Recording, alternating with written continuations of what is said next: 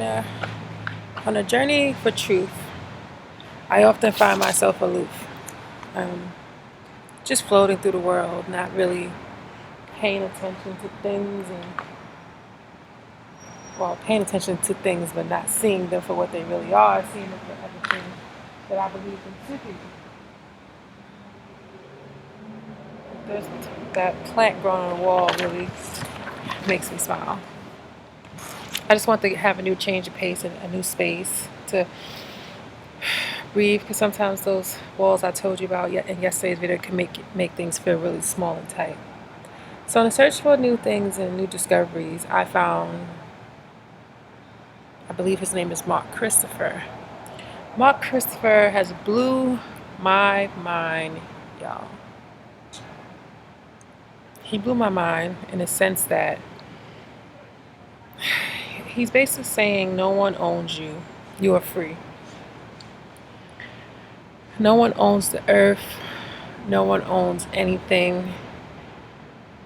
And I took notes, I'm reading the notes. Yet we get stuck.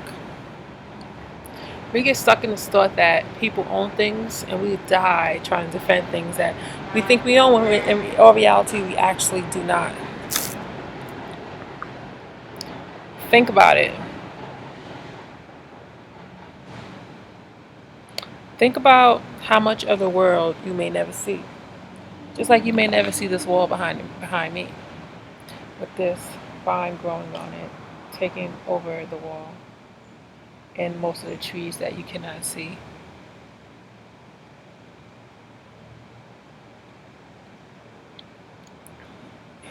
As a human, which the definition, if you want to say the human, HUM, is basically to be a monster, to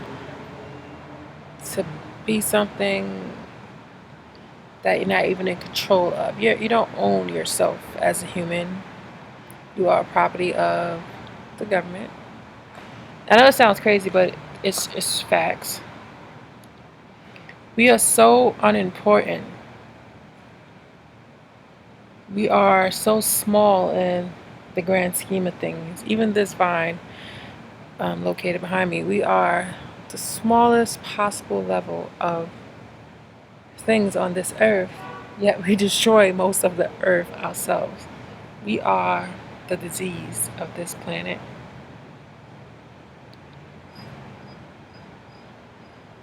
And if you ever felt like you was in control of your own body, no, that's not true. When you get sick, you go to the doctor, he heals you.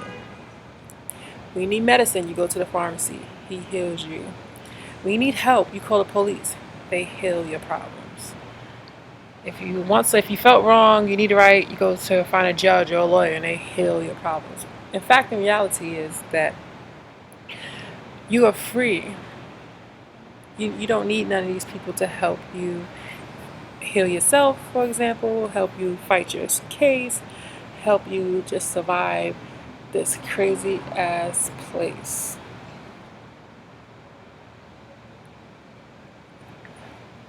Just bear with me, because I'm trying to get my thoughts out. And when I'm talking, I'm also thinking, so it makes me, go into myself a little bit. I'm trying to keep myself outward. And I'm trying to read my notes so I can be organized. Language is engineered so the way we speak, we push defeat into the world. You don't own the future. All I ever hear people talk about is the past. No one is an expert on the future. No one is an expert on now. I hear people speak of the future. I hear people think of the future, but I never hear people talk about now. Like right now, I'm right here with this wall and this planet that may, in fact, live longer than me if indeed a monster like myself doesn't come and destroy it. I hope I'm not losing you guys. I'm really trying to be organized and be careful about the words I use, because words are power.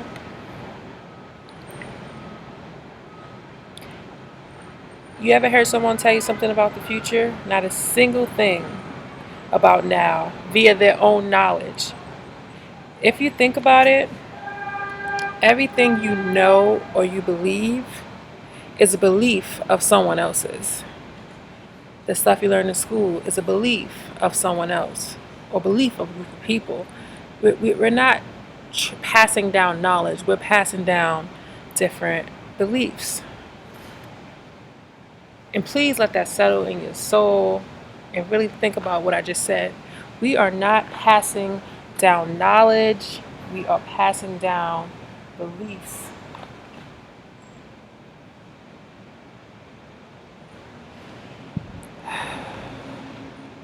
That's crazy, right? Let that sit with you for a while. You don't own the future. Oftentimes, I see people have anxiety, are scared, are afraid of the things they cannot control. Oftentimes, these people are stressed and they're worried because their thoughts can't be calm, and because they're living in things they in the future which they cannot control. We are here right now. We have no control over anything but ourselves, and we are free to be, to believe, to think the way we feel is necessary for us.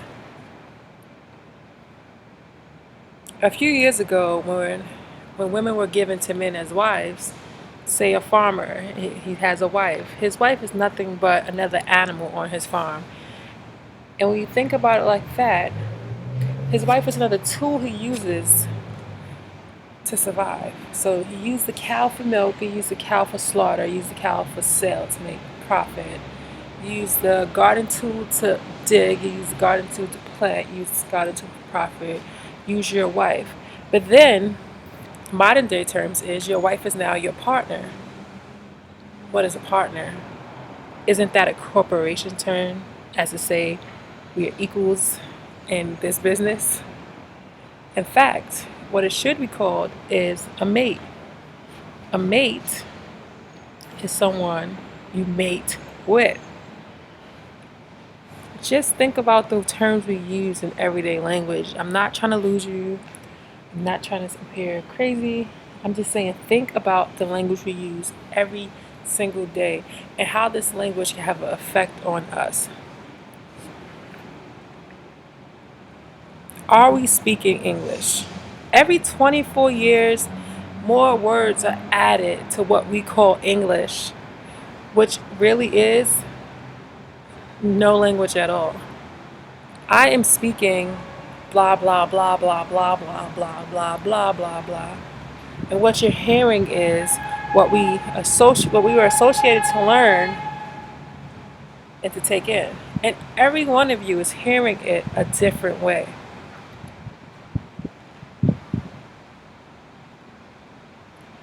Humans are monsters. You can Google this definition of humans. It is in fact true. Unless you say human, which is hue. Money is given to you for exchange of your sweat. Do you hear what I'm saying, people? Money is given to you for exchange of your sweat. Just to be taken back. So you're in a constant state of sweating. I don't know what you hear when I say that, but what I hear is that you're constantly working to achieve something just to give it back to survive and live, so you can keep constantly sweating and working hard to achieve something that you may never achieve.